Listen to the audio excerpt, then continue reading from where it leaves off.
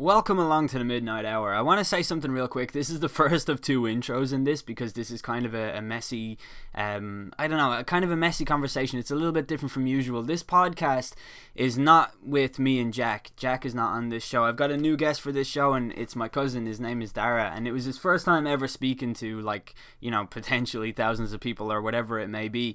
So he was a little bit nervous and it took a little bit to get the conversation to flow, but once it did, it was a pretty interesting thing. You know, what you're about to listen to is an unscripted, pretty much unplanned conversation that took place over the course of probably about 4 hours, and I took out the best bits and condensed it down.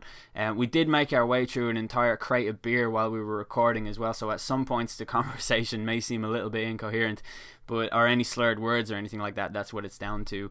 But the conversation itself is about dreams. There's also a lot of other things in there, such as sensory deprivation and meditation, a little bit of drug talk as well.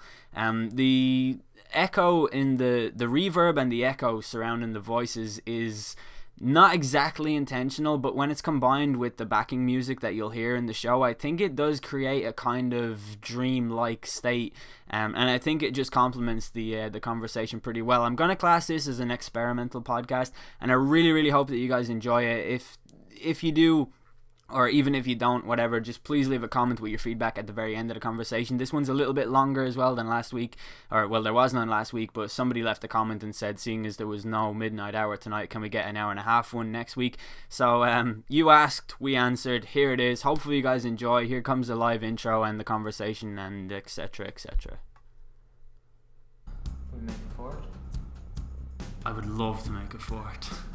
What's going on, guys? My name is Aldeniro, and welcome to another episode of the Midnight Hour. This is not being recorded in its usual position in my bedroom. This is being recorded in my cousin's house, which is actually something that is my zombie apocalypse scenario house. This is where I'm going to come. But the guest that I have today is not Jack, it's my cousin. His name is Dara. I've mentioned him many times before on my channel. If you want to go all the way back to, I imagine it's probably in the year 2012, I did a Call of Duty video about the time that I nearly died, which was the first mention of him on my channel, and he loves telling all of my relatives that story, and it's not embarrassing at all. But today we're going to be talking about something a little bit different than usual, I guess. We're going to be talking about dreams, because that sounds pretty interesting, and I didn't give you a chance to introduce yourself, so we'll let everyone know how beautiful your voice is. Do it, say something. I don't know what to say. Well, that's not a good start. Anyways, a disclaimer.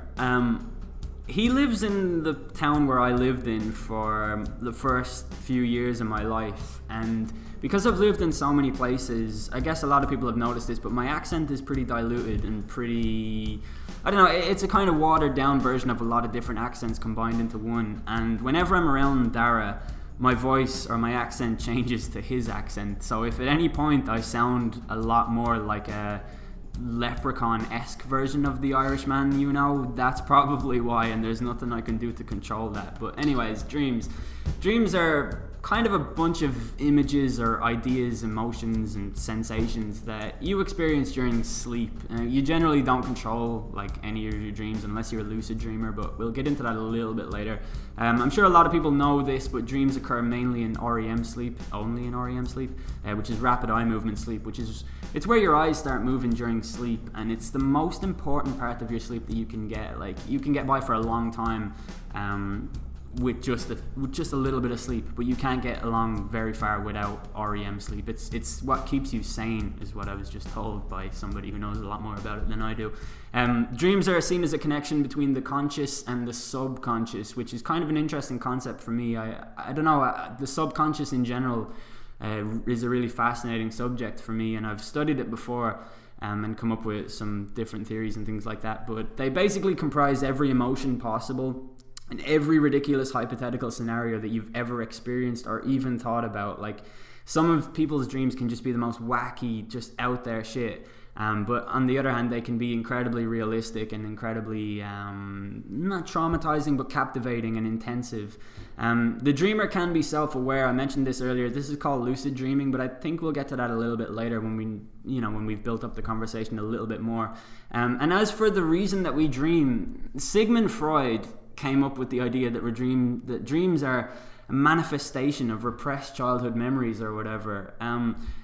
everything that Freud says, this is something that if we continue talking about topics like this, I'm probably going to have this rant a lot. But Sigmund Freud, everything he's ever said has been like either discredited or rubbished, or it's only given weight to a much, much larger and better concept of whatever he's trying to say. A lot of his things are to do with repressed childhood memories or sexual fantasies, and he's just very weird. And I don't know why he's constantly cited as some guy at the forefront of this philosophical revolution that we've had, or even scientific or psychological, because a lot of what he says is just nonsense. But from what I do know, there's no universally accepted concrete evidence as to why we dream. I know from a personal point of view, a lot of my dreams are often, I don't know, they kind of incorporate a lot of feelings that I've had or things that I'm interested in on TV. Like, for example, I started writing down my dreams after I'd wake up from them, because they're these super intensive and seemingly relatable ideas. But I had this one dream that I've written down. I'm going to read it from memory here and hope that I can piece it all together. It was a dream set in the apocalypse, which should not surprise anybody who knows anything about me, because that's kind of my dream scenario for any movie or TV show or whatever. And what happened was the world turned off. And what happened in the dream was that somebody had found a way to turn off the sun. I guess I was watching the movie Sunshine or maybe Revolution or something like that, but somebody turned off the sun, which, you know, in reality that leads to the world not really functioning at all. But in the dream, it just meant that everything was filled with ice, and I had to kill a lot of my friends, which, people who know me, that's no big deal to me. I kill my friends regularly. But I got attacked by a bunch of spiders while I was in an icy cave, and they were ice spiders. Like, they had formed out of the ice and evolved in the space of 4 days, or however long it took the world to shape it this way.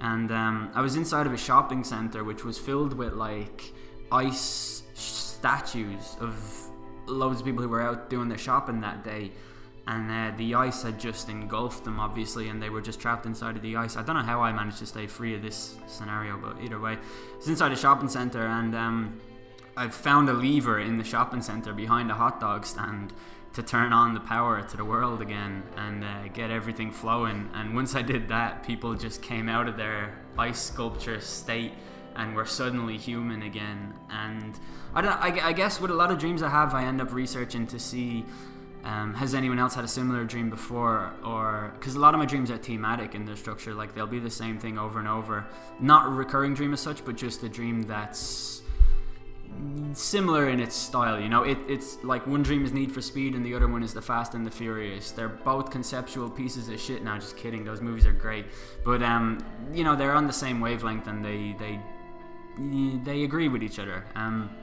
Is there any, you obviously have studied this a lot more than I have, is there any credence to be lent to the idea that your dreams are interpretable, or that there's information to be mined about the self, or is there any weight to that idea, or is it just pretty much nonsense? Well, all I can speak from is my point of view and my experiences. Like I've definitely had dreams that are you know, related to events that have happened during the day or during the week, or you know, just memories that are popping into my mind. When I first started looking into dreams, what I had to do was I had to kind of break it down and look into it in the most basic form. So what I had my own recurring dream that I told you about I remember before.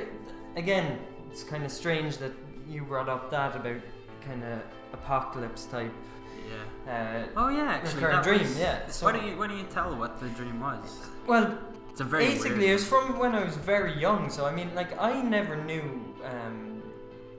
what a meteorite was or anything like that. But that was the kind of basis of this recurring dream. It's from when I was about 5 or 6. I had this every few weeks, and it was identical every time. It didn't change. It didn't vary. I was running through a field with a girl. I was the same mental age, but physically I was a lot older.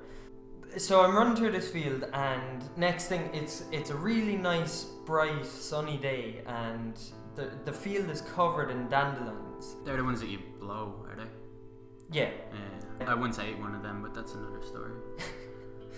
So anyways, it's like an eclipse. I look up and the sun is just suddenly covered by this meteorite coming down, and it's just about to hit the earth, and everything in my world slows down and stops. I get this choice to, like, I'm asked a question, like, what number do I choose? And I know that, and this is the weird thing about dreams, they don't have to make sense. The part of your brain that deals with reason and logic shuts down when you go to sleep. I mean, I only know this from looking into it. But in the dream, it makes perfect sense. It makes perfect sense, and you're you don't question it. Yeah, why wouldn't I be offered a number here? Exactly. Yeah. So what happened was, I knew the number was, and still to this day I know, the number was 9. That's the number I had to choose to make it all go away and everything go back to that moment. But I keep choosing 12. For some reason, I keep choosing 12, and the minute I choose 12, this thing just hits me, and I jump up out of my bed. Every single time I have this dream, and it's identical every time. Yeah. Genuinely, it doesn't vary at all. So, for context to the people listening as well, like we're obviously 90s children, but in the 90s you had Armageddon and Deep Impact, both huge movies involving meteorites. One had Elijah Wood, one had Bruce Willis. One was directed by Michael Bay, but it's still somehow an okay movie, I guess. But they were much later than this dream happened, because I remember when you used to come back from America and tell me about this dream, and to be honest, I thought you were bullshitting the whole time, because I'd never had a recurring dream, so this concept to me was alien, and I was like, yeah, okay, that happened. But it was before any movie dealt with a meteor, an incoming meteor. I mean, I don't think I'd ever seen a film with meteorites or meteors, and I don't think I'd learned it in school either. You know, I might have known, but I wouldn't have had a visual image of it, especially to the extent that it was in the dream. I mean, I could see the crevices and craters on this thing, you know, and it was kind of like, you know, and there was an intense heat as well. That's another weird thing that happened. But I mean, that happened for, I'd say, 2 years maybe, and it really did. It just scared the shit out of me. It really just, like, I'd wake up shaken, and to this day I can remember it perfectly. It's so vivid. But anyways, getting back to what I was saying, breaking dreams down. Okay, so the most fascinating thing that I found out about dreams was, and it's a very hard to dispute, I suppose, theory. Yeah. We all dream, right? And people want to, like, try and interpret dreams or find a reason that they had such a dream. But what I bring it back to is when you're a child, right? So you have nightmares, okay? And they're, like, most people would think these nightmares are just the imagination kind of running wild. And you're very susceptible to fear-mongering of any kind as a kid. Especially at night. Yeah, right. Like, if you're lying in...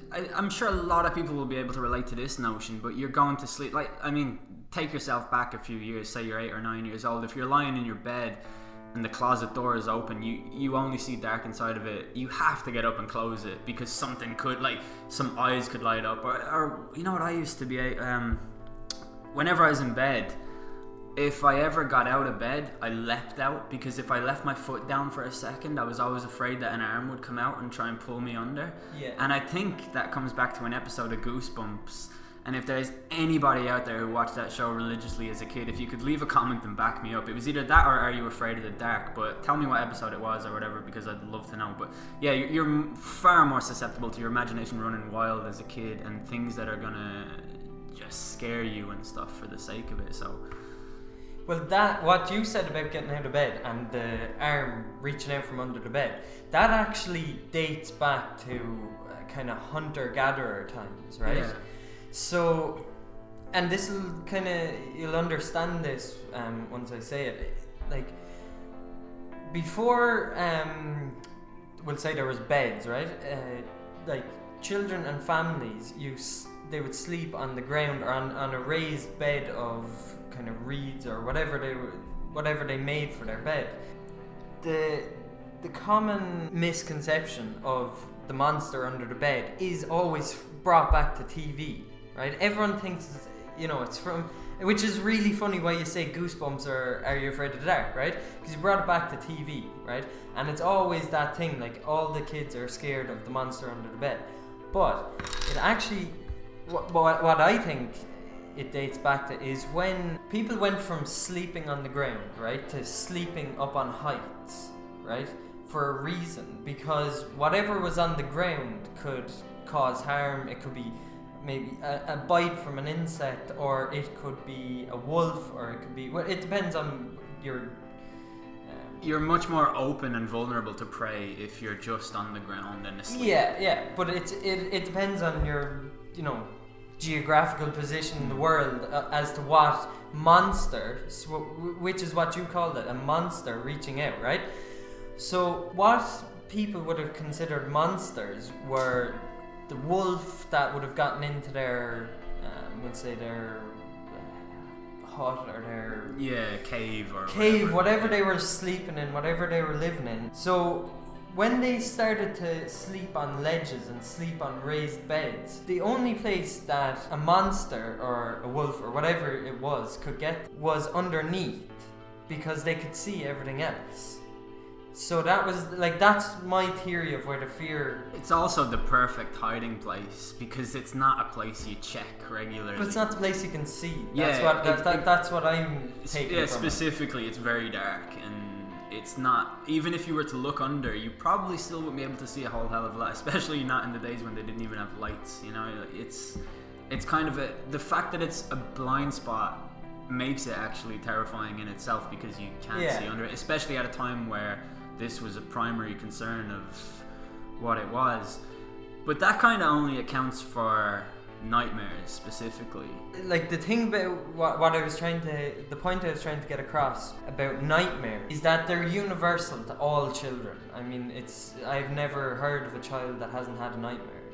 It doesn't really happen. Now that you've said that, somebody is going to comment that, I've never had a nightmare. Yeah. Of course you haven't, buddy. Sure you haven't. Yeah. Like what I believe nightmares and bad dreams are, and this is my interpretation, they are setting you up for something that in theory could happen, okay?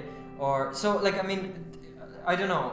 I think most people have had this dream where they've been chased, or they're being chased by someone bigger, stronger, faster than them, and they're running so hard but they're not getting anywhere. Yes, or you get in a position to throw a punch and you freeze. Yeah, or just your punch is just limp. It's just it has no effect. Yeah. That is my Everest. Yeah. That is what happens to me every fucking time I dream. I had this one dream. I'm just going to tell this story. I've told it before on my channel, but I think anyone who knows me knows that I don't really have a whole lot of I don't find things cute, right? That's a word that I wouldn't really apply to anything. If I see a newborn baby, I'm far more likely to show disgust than I am to show affection. Dogs, on the other hand, are pretty cool, but I would never say, oh, that dog is so cute, right? But in this dream, I had 2 pet pigs. Pigs, right? Baby pigs, okay? And I was looking after them for whatever reason, and there was these 2 guys with long rifle. The long rifles that have the blade at the end? Bayonet. A bayonet, right? They both had bayonets, and they were both dressed like farmers, the types you'd see around here. And they were running after me and my pigs, and they wanted to get my pigs. And I was holding the 2 pigs like you would hold, what's this? Tits. 2 babies? 2 babies, the way you would hold 2 babies. And I was running away from the dudes with guns, and I ran into this abandoned, like a ghost estate, like a housing estate that was fully empty. I actually think, in knowing my dreams, it was a bomb site, for atomic bombs testing, a bomb testing site. And I ran into this housing estate anyways, and there was some of the side gates were open, some of the doors were open to the front doors, and I dropped the pigs and I just told them to run and just find somewhere to be safe or whatever. And they did that, and then I found out where they were, and I ran into their house just to make sure that they were safe, because I had managed to get away from the gun-wielding maniacs. And I went into the room. I went into the house, and I could hear one of the pigs screaming. And a pig screaming is the most you just want to help the pigs so bad. Like, by the way, I eat bacon all the fucking time. Like, I love pigs, just not in this context that I did in the dream. And I ran into the room, and one of the guys had his bayonet pointed at one of my pigs, and I wrestled the bayonet off him, which for me doesn't really usually happen, but I swung it around my shoulder, and I was ready to unleash this and take the dude right in the temple and just knock him out. And I swung it, and it just fell limp onto the ground. And then the other dude comes in, and he just started laughing, and he picked up the pigs and walked off. And I was like, "You fucking cunts!" And then I woke up, and I felt like I had legitimately, done something wrong. Like, I'd legitimately not been good enough to save somebody, and it was just not being able to swing the way that I wanted. It was having no force in what I did, no momentum, and it just took it out of me, like that was a really tough day going into work facing that, and like that is a perfect point about how dreams affect your waking state, so your conscious state when you wake up. I mean, I, like, as you know, like last year I had all the shit with court and looking at a suspended sentence or time, right? You don't have to. We'll talk about this in another podcast. Yeah, so I mean, which is a pretty serious thing, right? For anybody's life. So that's your freedom being taken away, right? Mm-hmm. So this is where I can put my interpretation on, or not my interpretation. This is how my circumstances causing the dreams I was having. So, I mean, because I'd taken the chase, when I couldn't sleep, that was hard. But when I was having recurring dreams, now they weren't the same exact dream, but there were recurring dreams of being chased, of being in a prison cell, of like what could happen. Yeah, so it was all thematically structured. Yeah, it was. Yeah, it was it was all the things that were running through my head throughout the day were happening to me at night in my sleep, right? Now, I don't know, it's like I was trying to say earlier, I think that dreams, in some ways, and in certain dreams, they're setting you up for things that could happen to you, okay? Mm-hmm. So, I mean, we've all had dreams of people dying, right? I mean, surely to God, that is your brain, or your brain's way of preparing you for that event. Yeah, I agree. And so if it happens, or when it happens, your body feels as if it's already gone through this event or this situation. So maybe in that sense you're better prepared or better able to handle it.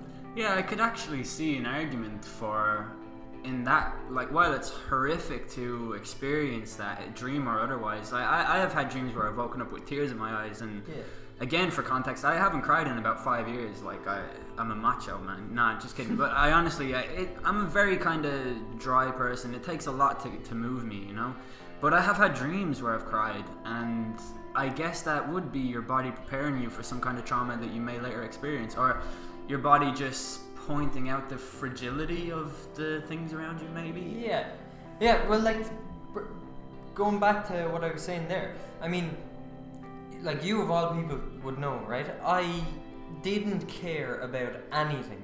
Nothing ever bothered me. I don't think one day in my life up until that point I was ever extremely worried about anything. Yeah. And suddenly I had this onset of, I suppose, fear at the start, which, and I'd wake up from these dreams and I'd feel anxious. And I thought anxiety and anxiousness was something that, was for weak-minded people, and I just didn't understand it, and I couldn't relate to it until this happened to me.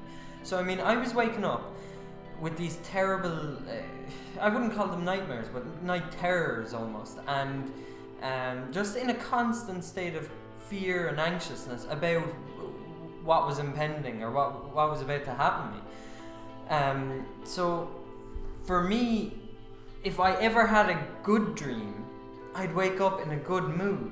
Now, whether that was because I was so relieved that I wasn't having a bad dream, or whether it was because, but it happens to me still to this day. What I just can't, and what nobody can dispute about dreams, and this is like I've watched a lot of documentaries, read a lot of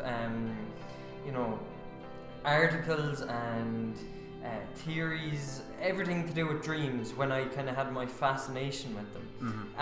And the one thing that nobody was asking or nobody was saying was, what do you have in a dream, right? What separates a dream from reality, okay? So this is a very hard point to argue, right? How many senses do you have in a dream? Well, you've got like your basics 5, right? You have to have your 5. You do. Right. Like everybody has had. So the main senses that you have in a dream, right, are sight. That's the first one. Okay. Yeah. Like I don't know anyone who has a dream that they don't see anything. Some people do dream in black and white, and which is different. Yeah, but it's still sight. But it's kind of an interesting side note. Something I read about. There's some illness that some people have that causes them to dream in black and white. But I did once read the statistic that supposedly up to 40% of people on the planet dream in black and white, and I have a very hard time understanding that. And I think the reason that statistic is so high is that maybe it was taken in a survey that included a lot of older people from the older generation, and the reason that they dream in black and white is because their TV is in black and white. Yeah. And that's the most logical conclusion that I can come to with that. But yeah, so you've got your sight, you've obviously got audio, you hear what's going on. So those are your two main senses that you have in dreams. But I have often had dreams where I've smelled things. Yeah. And I've woken up with a taste. And I've had a dream where I'd have this taste and I'd wake up with this taste. Yeah, I've had that. Right? Tastes like pillow. No, just kidding. So we've covered sight, sound, taste, touch. Obviously. Pain. Pain is a good one. Should say here that the idea of you only having 5 senses is rubbish. We have up to 16, is it? 17 senses? Yeah, in the... in the spherical, or in the large spectrum of things that we all endure and are capable of sensing. Literally, we do have about... I think the official number is something like 16, but in dreams you have, obviously, the main 5 that we mentioned. Yeah.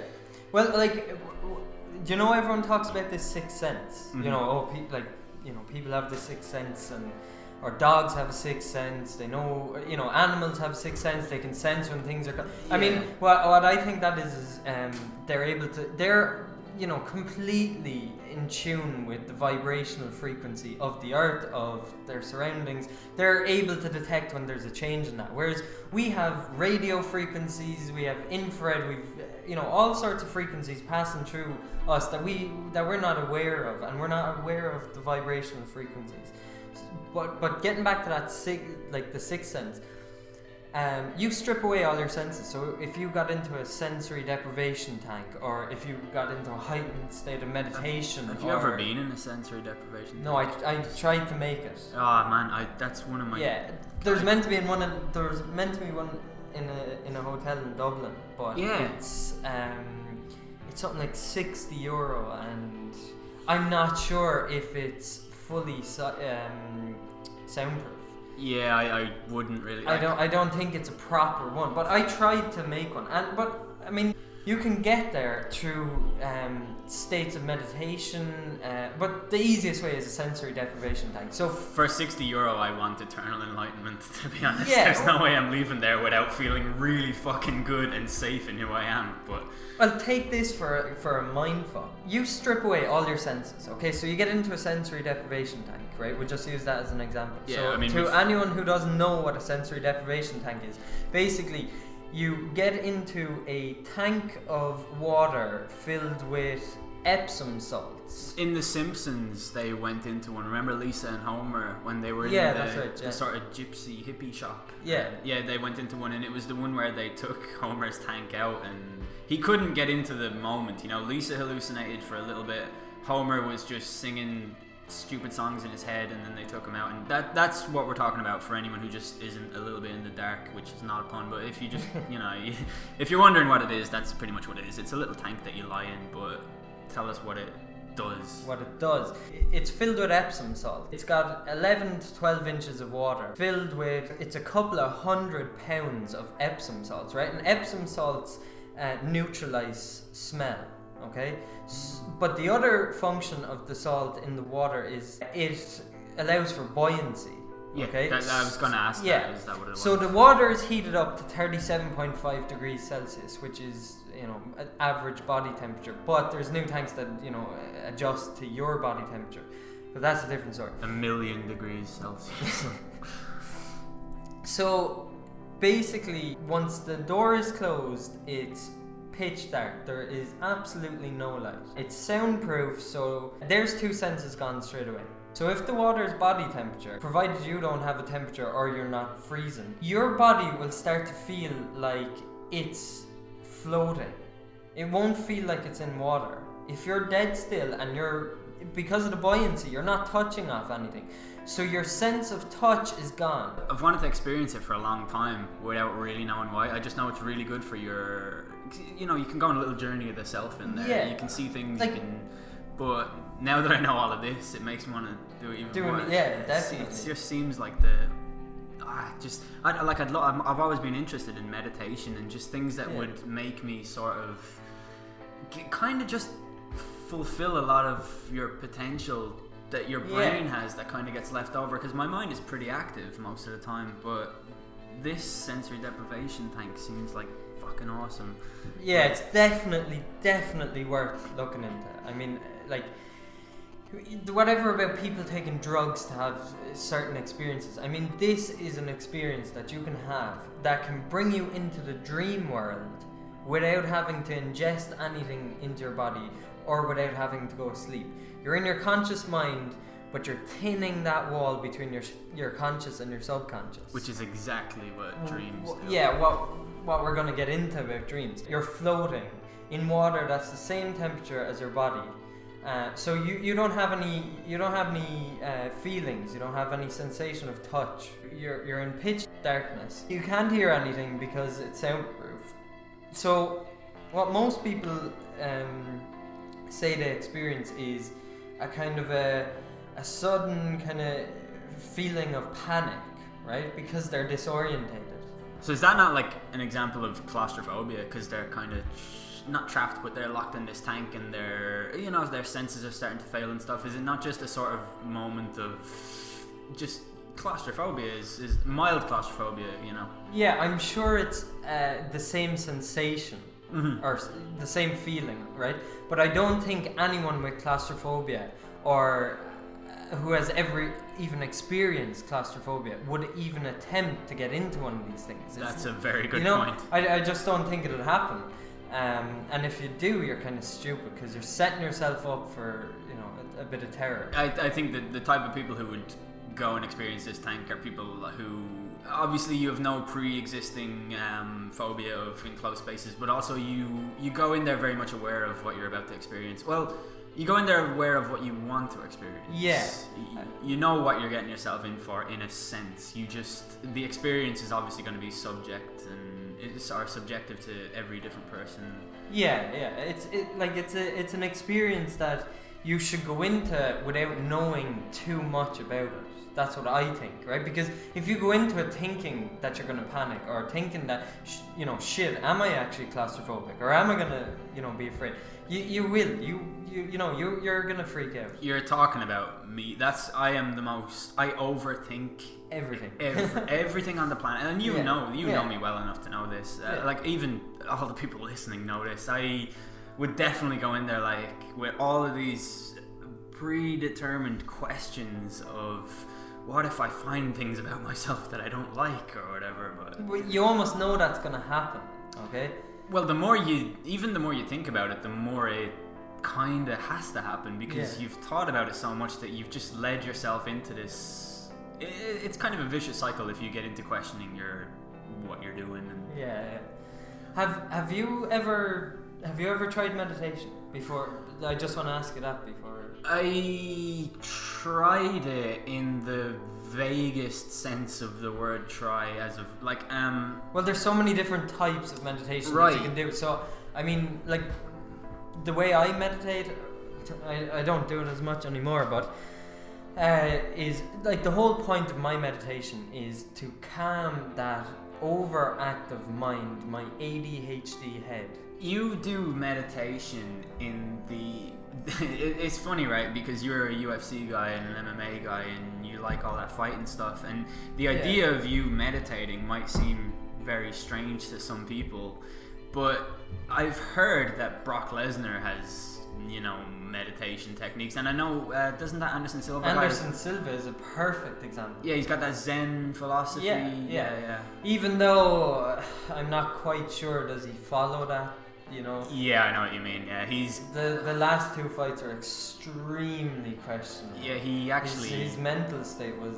I'm not a UFC guy, but I followed it, and it was like you who got me into Anderson Silva, and I watched a lot of his fights, and I thought, like, this dude is the fucking business. Like, he's absolutely awesome, and the things that he does are incredible, and I love technical fighters as well.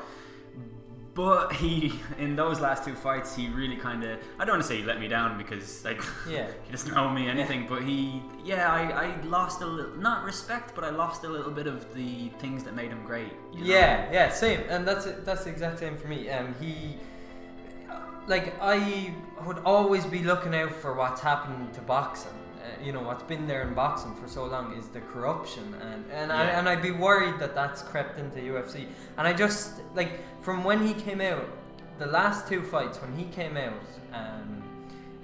you know, heading down to the octagon, he just looked like his head wasn't in it. He did. Which is, for someone who knows his potential, just doesn't seem right to me.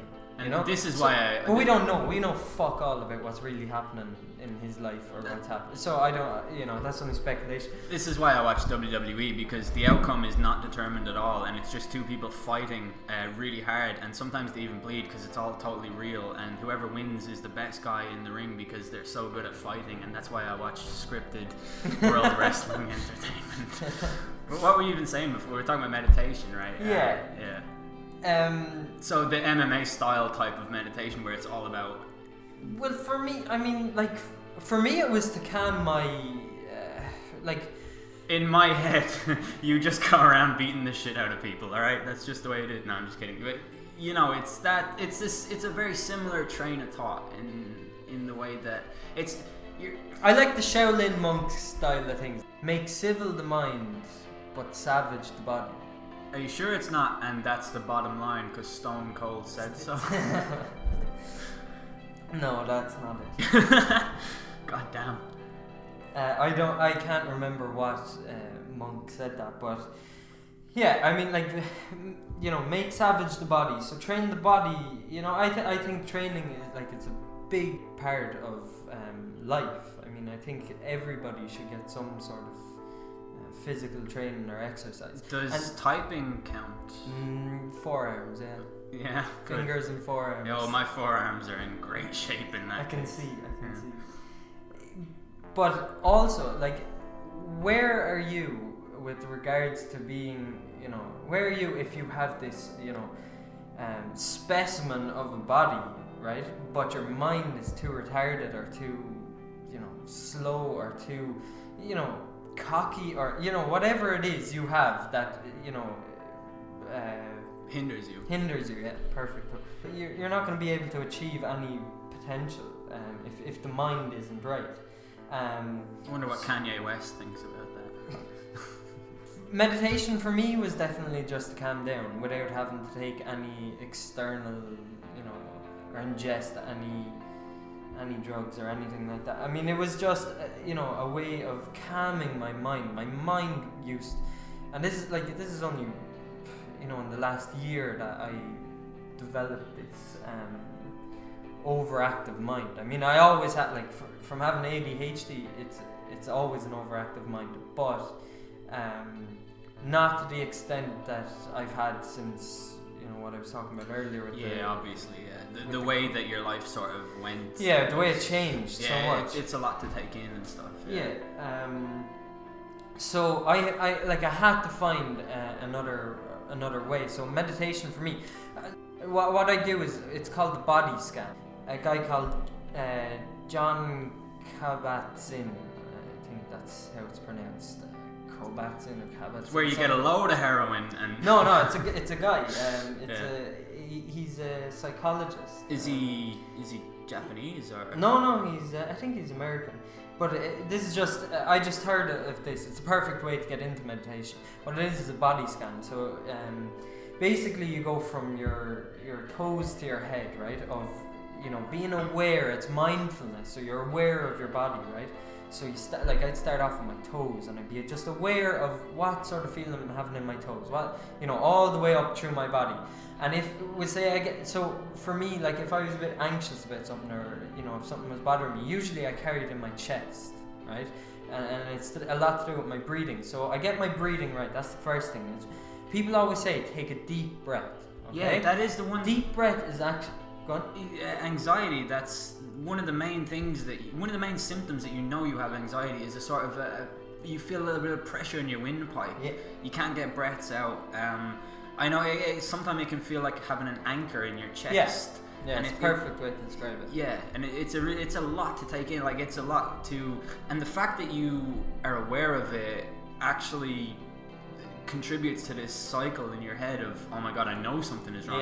Yeah, an ongoing cycle. Yeah, and even sometimes something cannot be wrong, but you'll be like, oh god, what if something goes wrong? What if something goes wrong? Yeah. Then it goes wrong because you've sort of just taught yourself into this abyss of just anxiety and dread, and that's like obviously that's a serious thing that a lot of people suffer from, and I'm sure some of the people even listening will be able to relate to that sort of sensation where you just kind of lose control of your ability to, you know, just be. Yeah, I mean, like I think like the biggest thing for me was I completely lost my ego. My ego dissolved. I watched it dissolve in front of me. You know, I never ever had any fear of any person, right, or what they could do until this moment. I mean, like I've like, you know. You're afraid of me right now, though, right? Yeah, that's true. But really, like I just, like you know yourself, I never feared any consequence of anything I wanted to do. Mm-hmm. But suddenly, I was thrown into this complete state of panic over everything. So. Anyways, back to the body scan. I do want to say that for people to, if you want to visualize that, you have been involved in at least once a year you do something that's just ridiculous. Yeah, it's non-comprehensive. It's just ridiculous. Yeah, you do mental things just because you used to not give a fuck. I remember when you were 6 years old, and I was also 6 years. We're the same age. Well, we're like, what, 8 months or something in difference. But like, you were lifting up this giant fucking log, telling me, not theorizing, telling me straight out that you were the strongest man in the world. Like, that's what you're like. That's what you used to be like, or you know, it's that confidence combined with belief and. Yeah, strong, ridiculous belief that I was what I thought. Yeah, exactly. You know? And I carried that from a very young age. I mean, I think I carried that from when I was a child up until, you know, when a kind of major turning point in my life happened. We're probably going to have to get into that at some stage. I keep on distracting you from the fucking point. There's the meditation thing. So let's go back to that before people go crazy. Yeah. Well, what I was trying to say was the whole reason that I got into meditation was because of this state of anxiety that I wonder was it caused from these constant dreams of being chased, you know, by the police, of being locked up, of being in court, you know, all these different, you know, really negative legal, you know, situations that I found myself in. Yeah. So that's the, you know, tying it back to dreams. So I took on meditation because what really appealed to me about meditation was that the whole point of it is not to think of anything, to clear your mind of everything that is going on, right? Now, some people say, like, oh, you're just running away from your problems then, but silencing your mind can bring so much intelligence and information that you just wouldn't believe you had, right? So, like, when you get your chatter, that, you know, constant forward and back, you know, I'm not talking about voices in your head, I'm talking about just, you know, overrunning, overthinking, you know, all the bad things that have happened to you, right? So meditation for me started off as breathing exercises and just calming myself down about things and just you know, just kind of getting back to the way I used to be, which was just like, you know, accept the situation for what it is. You can't change it. If you can, change it for the better, and you know, move on. Don't, you know, it's like I'd be lying if I told you what century he was from, but this philosopher, Chinese philosopher, who said that if you're living in the past, you're depressed. If you're living in the future, you're anxious. If you're living in the present, you're at peace. You know, and I think it's pretty accurate. I mean, if you do live in the past about bad things you've done, you know, you will live you'll bring a state of anxiousness into that as well. So I was trying to just live in the now and just be in that moment, and that was the whole point of meditation. So I do that body scan that I was telling you about, and I'd concentrate on any area of my body that was carrying tension or carrying, you know, I use this word kind of carefully, bad energy. You know, that's thrown around a lot, but it's some form of trauma within you, like and it's just held in tension. It's held in It's what I like to. I know the term bad energy, and I know that it's kind of being slapped with the stick of the hippie, where your aura is all wrong. But the way I look at that kind of thing is dwelling on things for too long. Or this is something that happens to me a lot, and I've actually spoken about it before. But going to sleep for me isn't lying in bed and pretending to be asleep and then eventually falling asleep. It's lying in bed and thinking about all of the stupid things I've done in my life that I wish I could do over. Or, well, not necessarily, but just the things that I don't like that I've done, you know? Just things that I've done that have made me feel like the absinthe story. Like that thing. Does everyone know that? It was a long time ago I did that video, but if you search El De Niro Black Ops, the time I nearly died, you'll be able to listen to it. But that whole thing is just me lying in bed thinking about that. And you know what's weird, right, is the way that I think about that is I know we haven't been talking about dreams for a long time, but I have this mentality whenever I do a lot of Q&A videos on my channel, and people will say to me, do you have any regrets? I genuinely do not regret anything that I've done, because I feel like every bad turn you've taken, every wrong that you've done is just part of the experience, and once you learn from it and understand it for next time, it's not a regret, because it's something you can learn to it's something you can learn your lesson from. It's something that you can change the next time around. It's something that's going to give you a clearer view of the next opportunity for you, or the next option that you should take, and that's why I don't believe in that. But still, before I go to sleep, I think about things that just stupid shit that I've done, and I just think like, why did I do that? You know? Yeah. And I think that's the bad energy. That's what I would. Yeah. Bad energy. It all comes back to vibrational frequency, right? Every human being operates at in or around the same vibrational frequency, right? But if you're at a low vibrational frequency, or the lower end of the vibration or the frequency band, we'll call it, you're putting out negative energy. And I know it sounds like hippie talk, right? But you put if you get the frequency of a human being who is depressed, okay? For sure, it's low, it's drained, and that carries on. I mean, if you're in a room full of people who are in a low mood, and you walk in a happy mood, and they're all low, and you're surrounded by low, bad energy. You're at a Radiohead concert. Yeah, pretty much. But you walk into a room with high vibrational frequencies, so people who are in an almost euphoric state, you know, who are very happy, that rubs off on you. And why? Is because you're surrounded by this, frequency, and that's all. Like, it really does boil down to that. I was gonna say that's crazy. That's not crazy, but that is.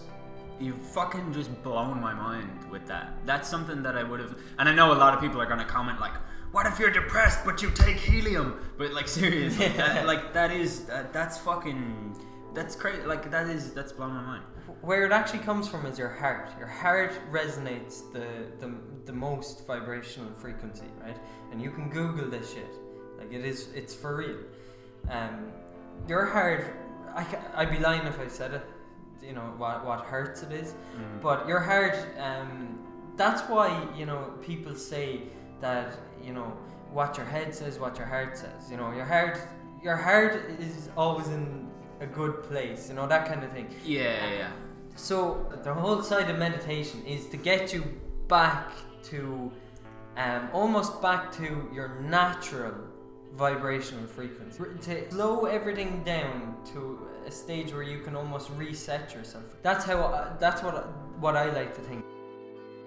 And do you rate it as a legitimate a legitimate thing to overcome all of this? Like, do you think it's a good enough? I don't think on its own it's good enough. No. Yeah. To be honest, I mean, like I have on the side of me a tattoo of a giant penis. No. No, on my side I have basically it's me. I'm sitting in a meditation position with my legs crossed and my arms out, and it's me. It has the guy has all my tattoos. He has my facial hair, my lack of hair, my skinhead.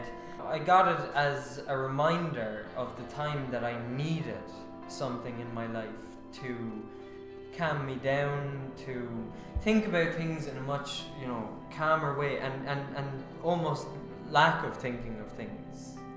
So that was the whole point of it. So getting back to the sensory deprivation thing, like it's a great idea, but if it's not used in the right way, it's like I don't think anyone will get the benefits from it. Kind of like a lot of drugs. A lot of people on my channel constantly ask me about weed, and I'm so reluctant to talk about recreational drugs because I never ever want to be put in a position where I'm seen as if I'm promoting them, because everybody experiences everything differently. And some drugs, like for example, I think weed is the best because it's probably the most harmless class. What is weed a class A? It depends, like in Ireland or I think it's after being moved up to a class A. I'm not sure. It was class C.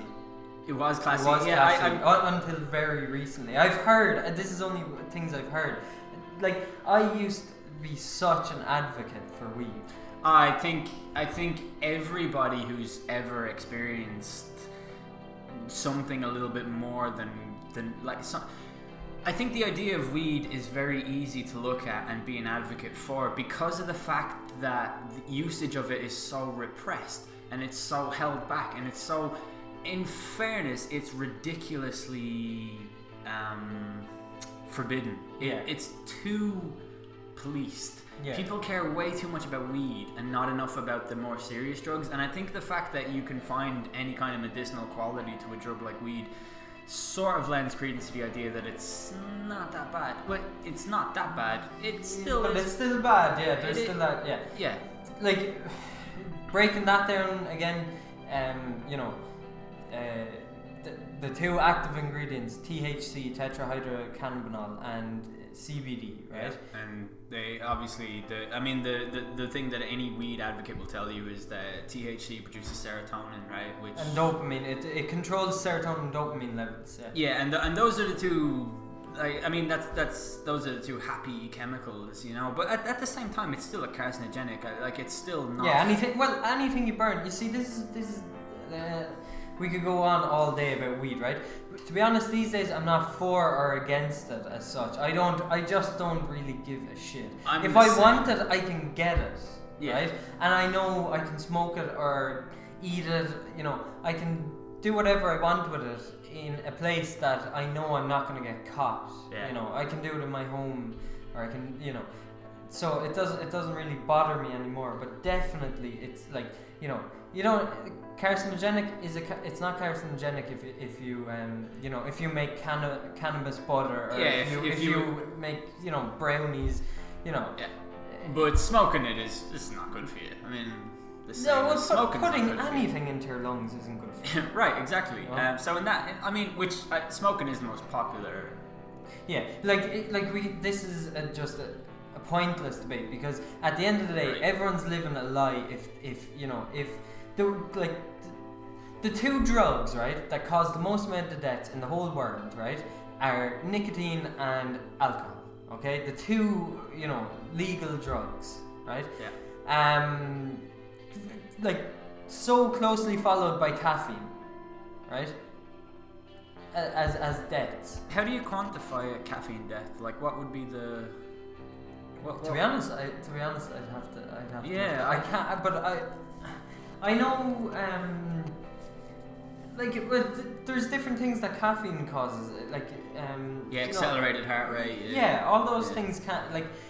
If you get an accelerated heart rate from, not from exercise or not from stimulation, in the sense of physical or emotional activity, yeah, then your body will produce coagulants, right?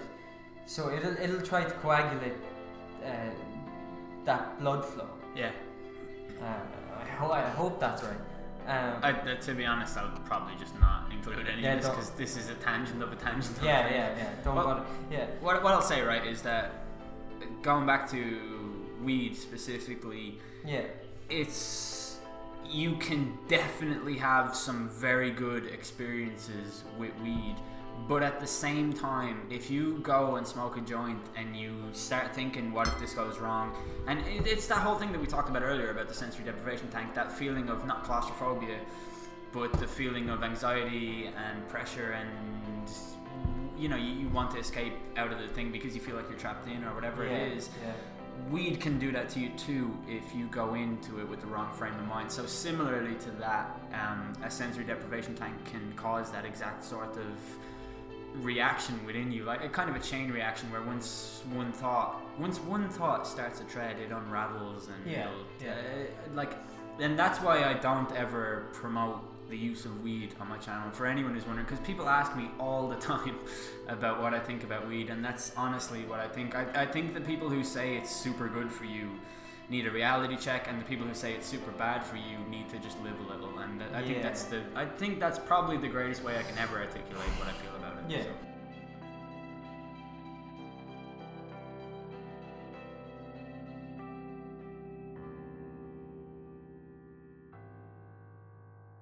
What's interesting to me is that there's so many different types of dreams that everybody on the planet can relate to.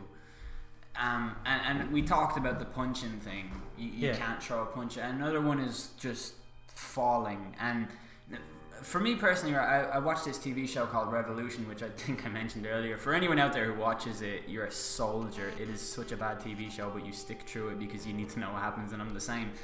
But they recently had an episode where a guy was trapped in a dream and he couldn't wake up from it, and he kind of discovered that the best way to wake up from a dream was falling. Now for me, if I never fall in a dream. When I fall, it's usually, it's a dream, but it's not an intensive dream. It's the nodding off to sleep dream. It's more of a state of mind you escape to while you're thinking before you sleep. Does that make sense? Yeah. Well, what I was thinking there was that, when you're trying to go to sleep, so you've all these different thoughts running through your mind. What do you relate every word to, or every thought to, is an image. So when you're going to sleep and your eyes are closed and you're thinking, you've got images, floating, streaming through your mind. Exactly. So that kind of creates a visual effect almost. So when you're going to sleep, it is a natural thing to happen as you're going to sleep to get that sensation of falling. Yeah. And that's why they call it falling asleep. Right. Yeah. You fall into and that's the first thing that when I wake up as I'm trying to go to sleep, it's usually, in fact, it's not even a falling off a cliff or a building. It's usually I've tripped over. But I always get a kind of feeling of like I'm falling but I've gone past the ground almost. That's Oh, really? the kind of way You've fallen into the map. If this were a game, yeah, you've fallen into the graphics. Yeah, into the graphics. Yeah, anybody who plays a lot of GTA can relate to that idea. Running through the graphics. Yeah, exactly that. That's what happens to me. That's what I usually associate falling with. I don't know if it's the same for everyone else or not, but that whole idea, like that, I mean, that is definitely a universal thing because I've read memes about it and I've read everything about it, and I find it interesting. Another thing I wanted to briefly mention was the movie Inception, right? We've seen that in the cinema together. Yeah. I'm sure most people watching it will have seen it. This isn't a spoiler or anything. This is something that they touch on in the movie. But there's a scene where Leonardo DiCaprio and the lovely Ellen Page are sitting in a cafe. Yeah. It's in Paris, isn't it? Yeah, is it? Yeah. Well, it's in a dream. Yeah. It's very Parisian looking, and he's engaging her in conversation, and then he's like, "All right, so how did we get here?" And then she goes, "We took the," and then there's this sudden moment of realization that she doesn't know how she got there, and it's clearly a dream because dreams don't start or end; they just middle. Like a story is a beginning, a middle, and an end. A dream is pretty much a middle. You never come to a logical conclusion. And another thing that I think as well, for me personally, I never remember a dream unless I wake up in the middle of it. Supposedly you dream between 4 and 7 times a night is what I've been told, which is, I don't know how they know that. I guess they would have studied brain patterns and things. But they study brain waves during REM sleep. Right, exactly. Yeah, REM sleep is the one. But that's what it is. And there was another thing that Leonardo DiCaprio said that was like the time in your dream. Not only just going back to that moment where she's like, we took and then she realizes she's in a dream, is that everything in a dream makes perfect sense. Yeah. Despite the fact that it makes no sense when you wake up, you can't quantify any of it. It doesn't make sense. It's like what I said earlier about the dream and the ice spiders and stuff, and it's, oh yeah, I'll just turn on the world again. Like that makes no sense. But in the dream, it's like, oh yeah, that's exactly what I'll do. Fucking, why didn't anyone else think of that? Yeah. But another thing that they said is that 10 minutes of real life is like an hour of dream time. Yeah. Or whatever it was, and that is all. That's a dead fly. He's literally. Well, dead. he's hanging on. But how did he? See, he's alive. Yeah. Why is he? How do you reckon he died? Well, they only live like 3 days. Yeah, but you reckon this is his 3rd day? Yeah, must really? be. Yeah, that's crazy. Maybe he had a shit day. Yeah, maybe the stress is killing him. Yeah. Maybe we're boring him to death. Yeah. He just flew off. Yeah, he just flew off. He's good. That's ridiculous. But anyways, whatever I was saying there sounded super interesting. The dream feels. Have you ever had a dream that just feels like a movie to you? Oh yeah, I mean, like a lot of the time, and this is like memories. I mean, you look back at a memory, right? It's almost, for me, maybe I'm crazy, but when I look back on things that have happened to me, or anything, any memory, it's as if I'm looking at a camera looking down on me. Yeah, I don't see me, but I just, it's as if it's been acted out for me almost. The reason for that is actually because movies shape our everything in a way that actually would really surprise you. I listened to a podcast on cracked.com, which everyone listening, I'd recommend listening to their podcast. They're absolutely awesome, especially for the people who like ours.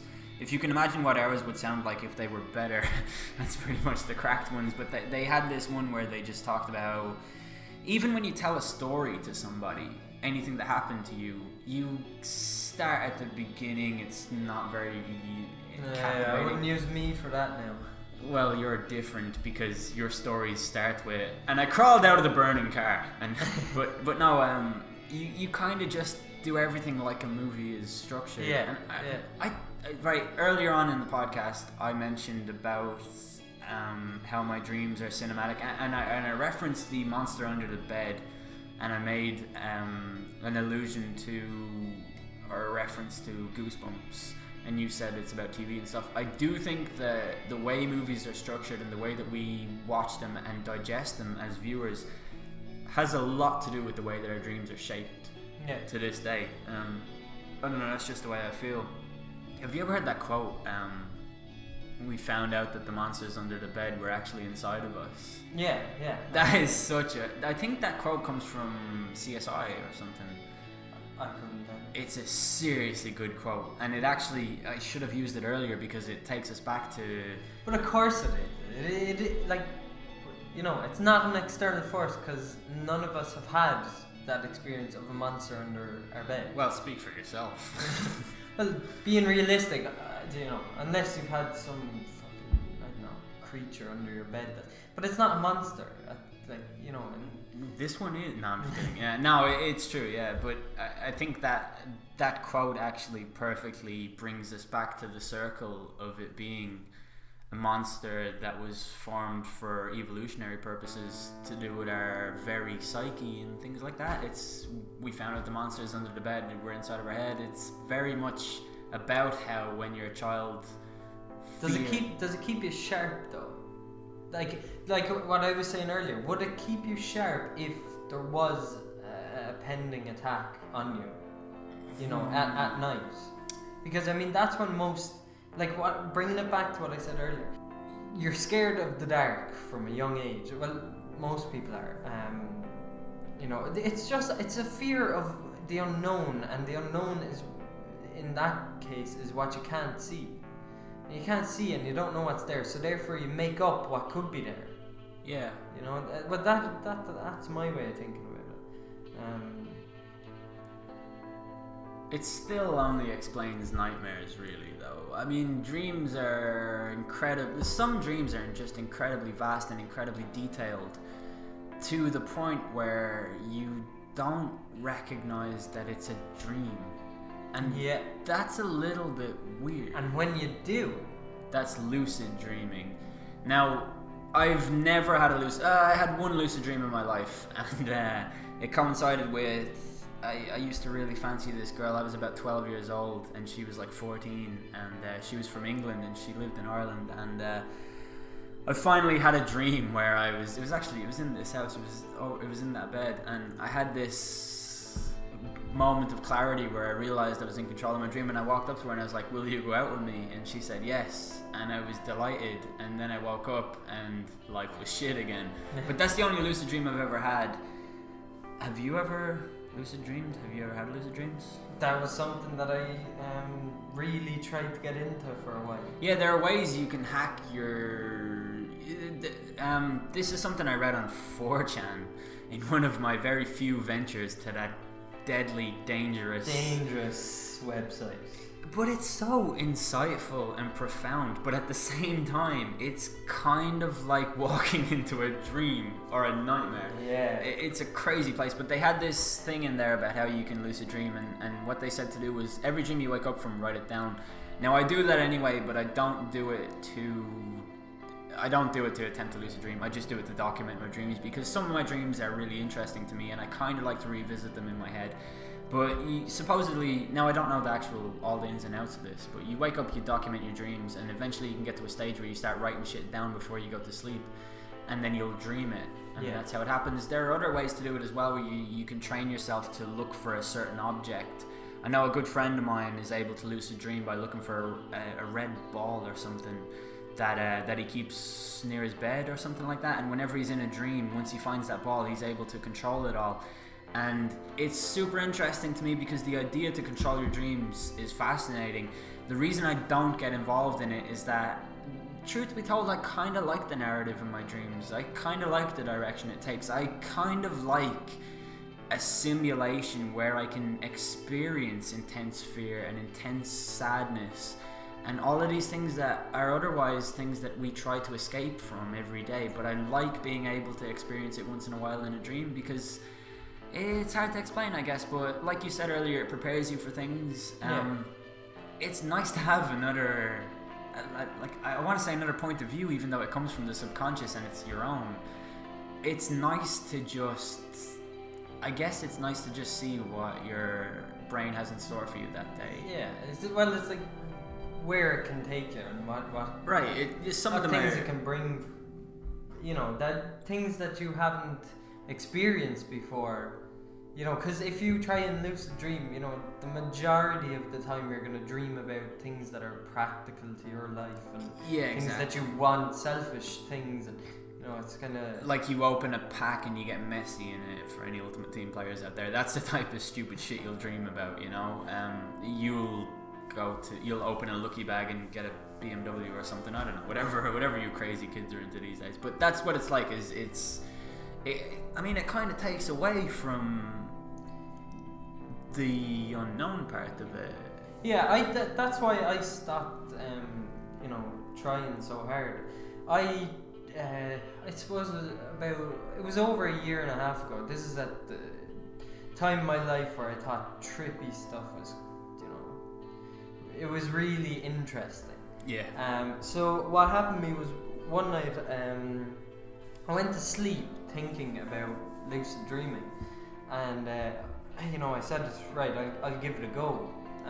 So if I'm in a dream, I'll try and just try and become aware that I'm in a dream and try and control it. So the first time I tried to do it, I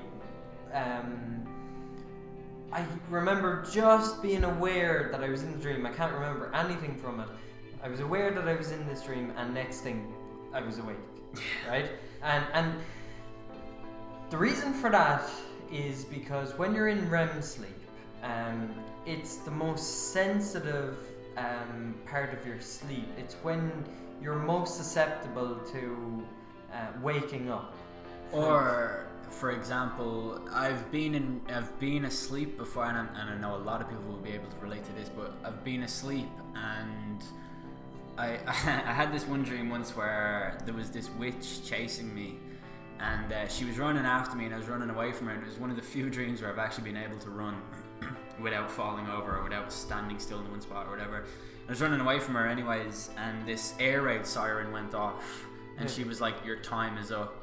And I was like, shit. I turned around and looked at her square in the eye, and she's like, "Your time is up, your time is up, your time is up." And all of a sudden, "your time is up" blended in with the do-do-do-do-do, and I woke up to my alarm clock, which was going off. So that's kind of, you're sensitive to not only waking up, but also everything around you.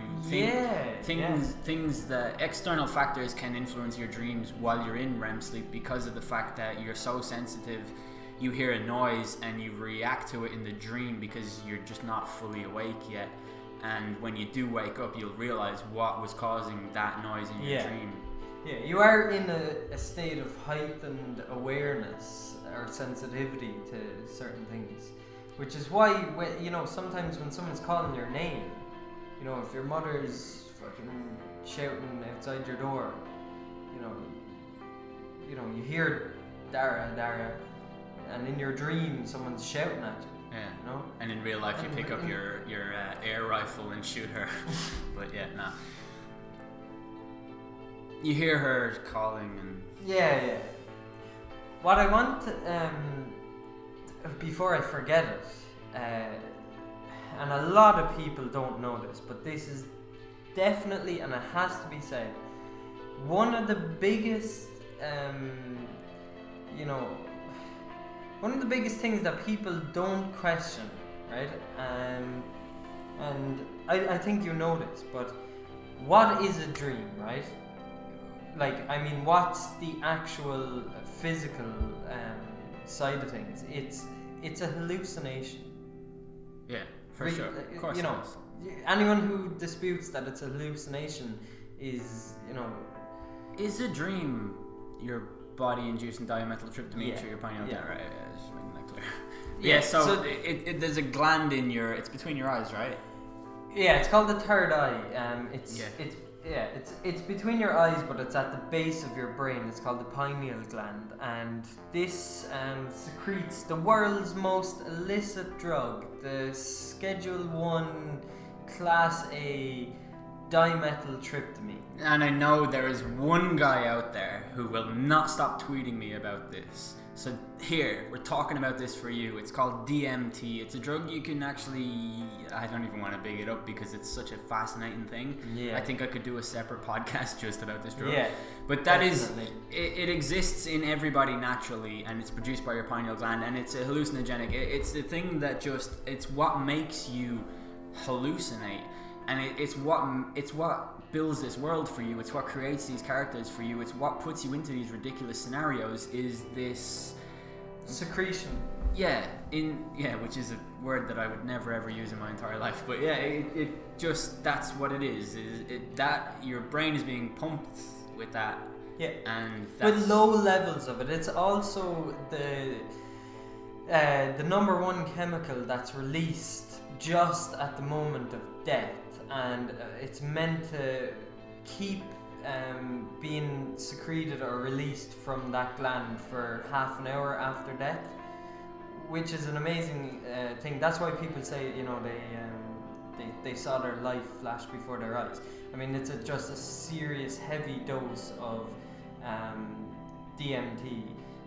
Like, how else can you describe, you know, your life flashing before your eyes?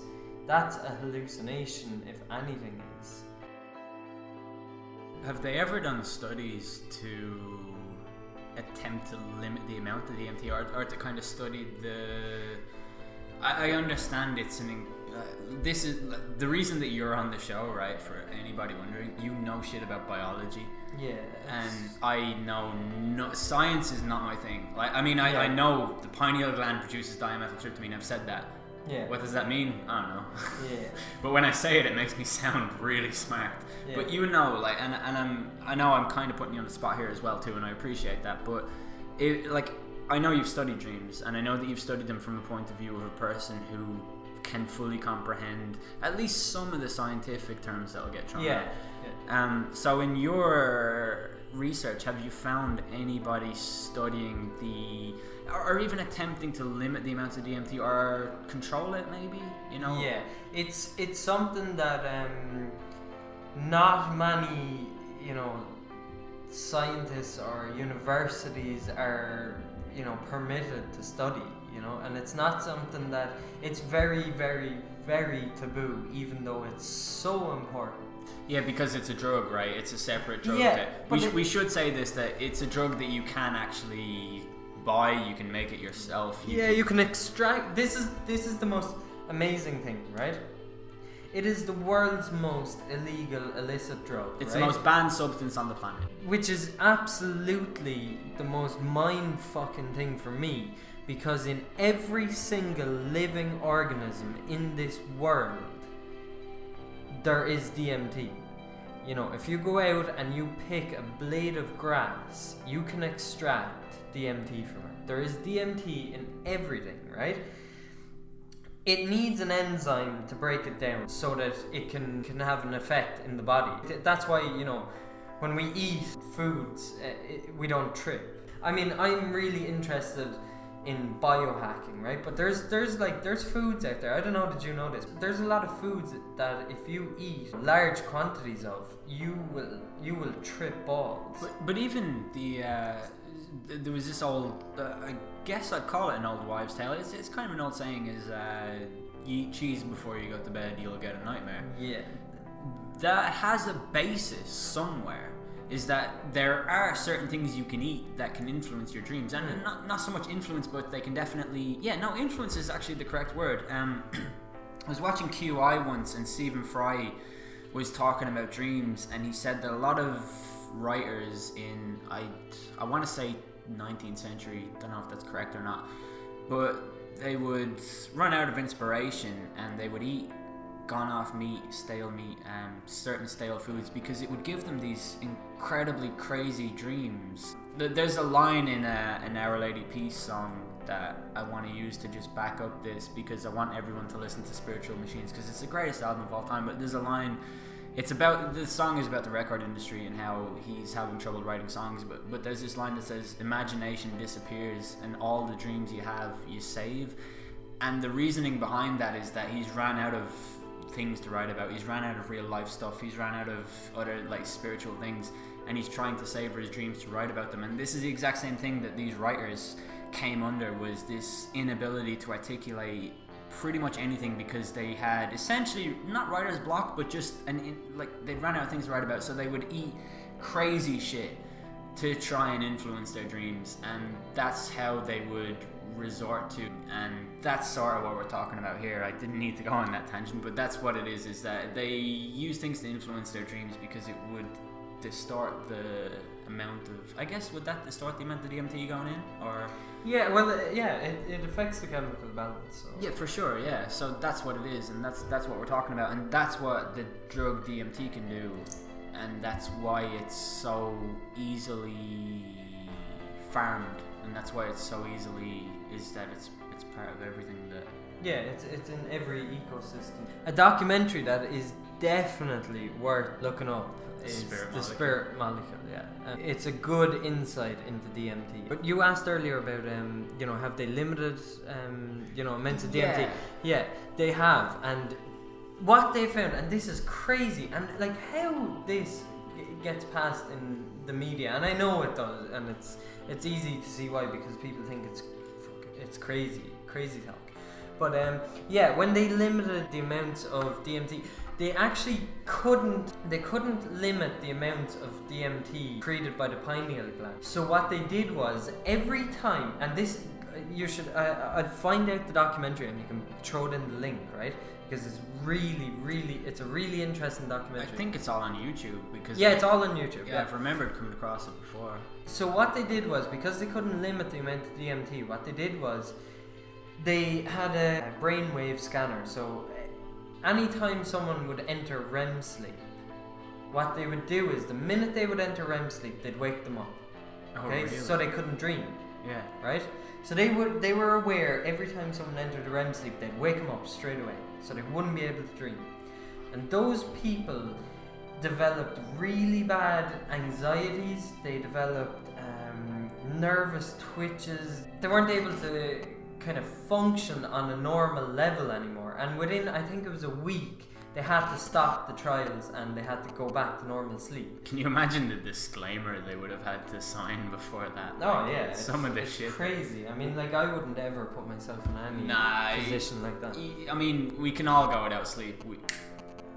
We're all troopers in that way. We can all have a couple of weeks where we survive on 2 to 5 hours sleep. We've all done it, but you don't want to go too long without REM sleep, and sometimes lack of sleep is kind of glorified in a way. I think a lot of people go through this whole thing of saying sleep is for pussies or whatever, but in all seriousness, REM sleep is a really important part of not just your day-to-day life, but your development, your natural development, your brain. Like, it's really important. It's a really important part of your life, and you shouldn't ever attempt to diminish it. You should never attempt to decrease it. You should.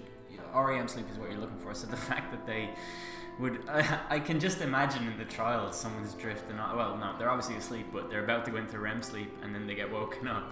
If that was me, I'd be pissed. Yeah, dude, I would wake up and just be like, "What the fuck are you doing?" Like, Pamela Anderson just about to get on top of you. I was thinking Eva Mendes. That's really weird. We both went to we're both red-blooded males, so I guess that's that. One thing that's always interested me with any dream I've had, any strange dream, about anything, like the pig dream, for example. I mean, it all comes back to the fact that I can't throw a punch, I can't do whatever. Those dreams make you feel quite inadequate about yourself because of the fact that you couldn't throw a punch in your dream. Like, for me, I personally woke up and I felt genuinely responsible for the pigs, right? Now, I looked that up. I searched it, I looked up weak punch, I found a lot of people had gone through the same thing. Even going back to the falling thing, a lot of people have felt the same thing. I had this question over it. Do you know what? I'm philosophically inclined, and I think the reason for that is that I genuinely can't really grasp science. You can grasp science. I can't grasp science. I failed pretty much every exam I've ever taken in science, and I'm not good at it. I'm all about philosophy and interpretations in that sense. But I looked up whether or not there were any credence to be lended to the idea that you could interpret your dreams. And the one thing that kind of kept me off of that train, or off of that track rather, was the fact that you can use food to influence your dream. Like, that's a thing, right? You can eat certain types of cheese, like I said about those writers who did it. the fact that you can do that to influence your dream surely takes away from the idea that it's interpretable. Like, surely it takes away from the idea that every dream that you have is your subconscious communicating to you. If Not every dream. not every dream, but the ones that impact you the most, right? Like, if these writers and these poets and, you know, musicians We're able to, yeah, surely if they can do that to write a better song, obviously if they're writing things about it, it's going to be intensive emotionally or otherwise.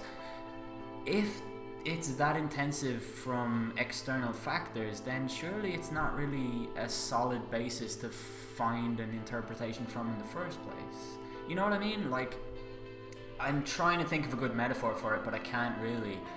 But if something is as not corruptible, but changeable, or you can alter it, or yeah, right. So if it is that elastic in its very nature, in the sense that if I eat a shitload of moldy cheese, I'll have a crazy nightmare, then surely the idea of it being this subconscious talking to me or whatever, that has to go out the window with that, right?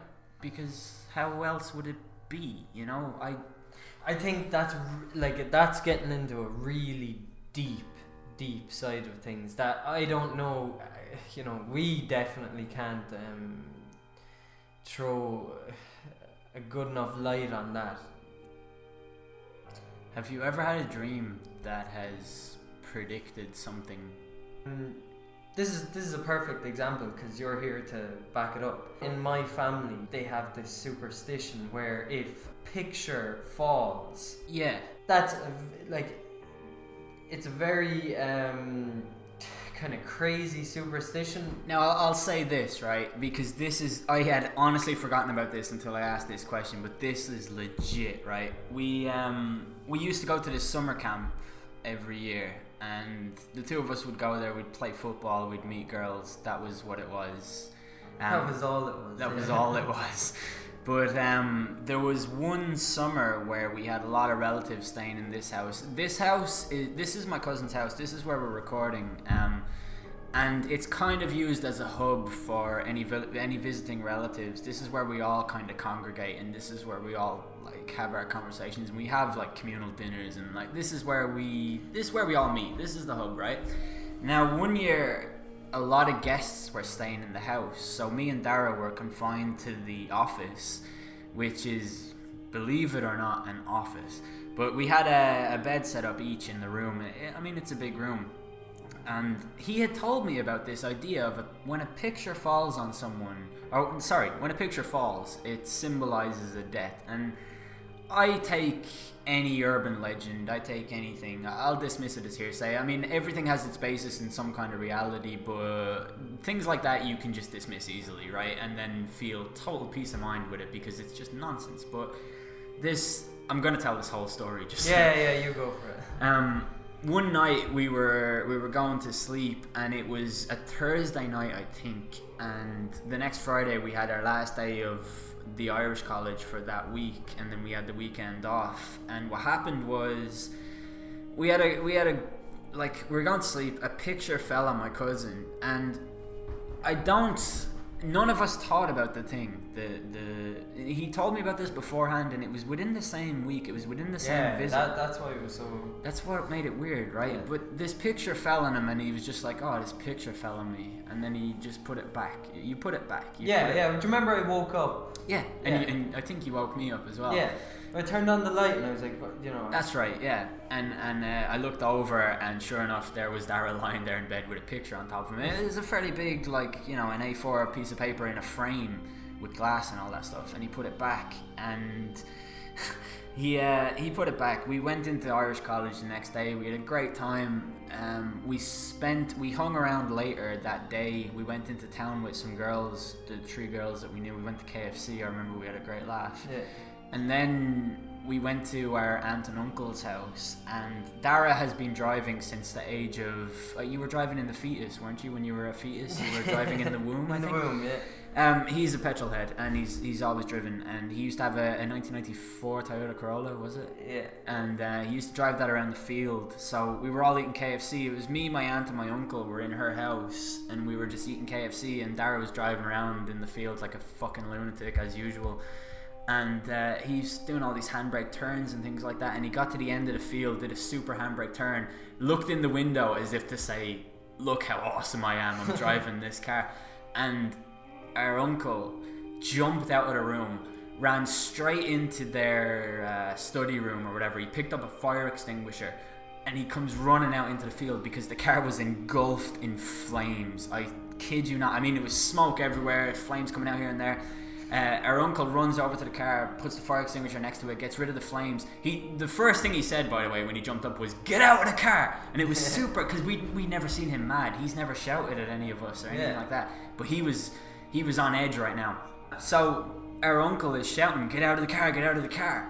And Dara's just sitting in the car, and I'm like, why isn't he out of the car yet? And then the next thing, I see the window winding down and him crawling out of the car. So he gets out of the car eventually. Our uncle uses the fire extinguisher on the car. He pops the hood. He gets rid of all the flames, all the smoke, everything. And immediately he turns to Dara and he's like, "You alright? Is everything okay and all?" And me and my aunt went out there to sort of survey the wreckage a little bit and see what was what. And it turns out that the door, the driver's door wouldn't open. That's why he crawled out the window. He wasn't just being He-Man that day. You know, it wasn't a Baywatch scene or anything like that. The door wouldn't fucking open. I guess it was because of the flames or whatever way it was. But after we observed the car, the way that it was burned, the fuel lines were about, honestly, right, and like no bias in the story or whatever, they were honestly about 3 seconds from being fried, weren't they? Yeah, they were fully burnt past the rubber, and they were, I mean, it depends on the temperature and you know where exactly the flames were, but just kind of as they were coming into the fuel filter is where they were just nearly fully burnt through. I told you he's a petrol head. He just said a bunch of things there that I don't know. What, the steering wheel was on fire? That's what you said. But yeah, honestly, like we looked at the car and it was literally seconds from a very, very bad place, and that was a terrifying thought. And the first thing that Dara said to me after was, "The picture fell on me." And I mean, I had just seen Final Destination and all, and we had like, it was just too many coincidences. Yeah, too many coincidences, and it was just nuts. And the whole thing was just, it was incredible. That type of scene, like I've never seen anything since. We've never seen our uncle be that. Yeah.